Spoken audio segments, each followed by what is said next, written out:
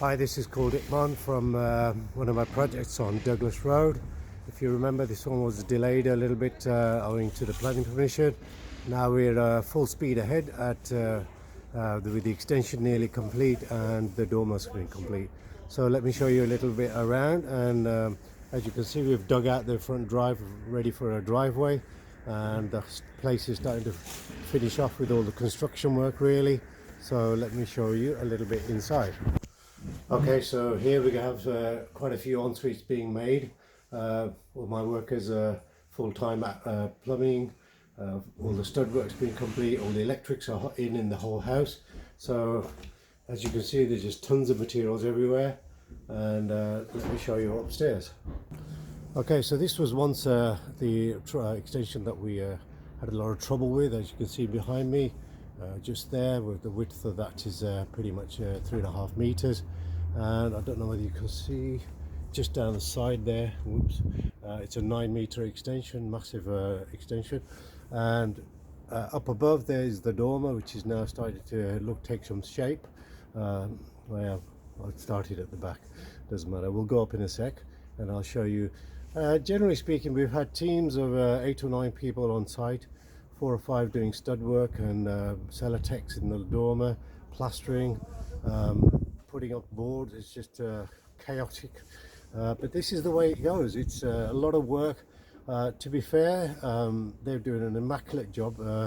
Owing to all the planning permission lateness that we had, we ended up starting work pretty much early November.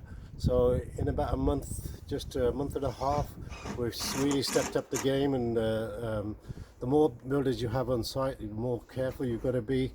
They're just building materials everywhere, move it from one place to another, and then from there to back to get the works done. So there's generally 3 teams there. There's an ensuite team there, and we also have a construction team doing all the sellotex and everything upstairs. Those are the guys who did the dormer in the first place. And generally speaking, there's just, like I said, materials everywhere. So let me take you up and show you what the dormer looks like from the inside. Okay, so here we are in one of the rooms. Let me just show you behind me. We've installed some V-luxes out of that again. Another V-lux there. You'd be surprised how these V-luxes can add a lot of character to a room. At the moment, you can see they've put sellotex behind me. Oops, that's effectively on the bricked wall. On the gable end, we've got some cabinets and whatnot in the sloping staircase part. So as you can see, and what we've decided to do underneath here, as you can see, we've just got some,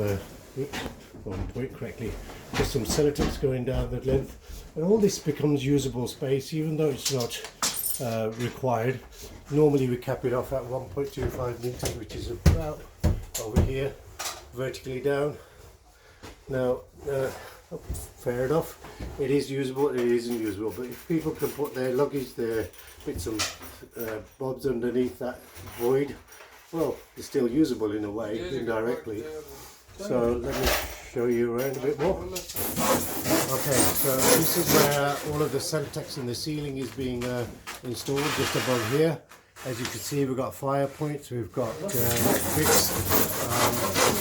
On this particular floor, there's a ensuite that's being built in the corner there. Effectively, you can see the middle partition just behind us. Oops. So what we've got effectively is one room on one side and another room on the other side. One ensuite between two rooms effectively. So I hope that's a little bit of an insight into the loft space. Incredibly big loft space, split into 2. There's 2 rooms that you can gain just by doing a dormer. Very effective money wise, in order to add another floor to a whole house.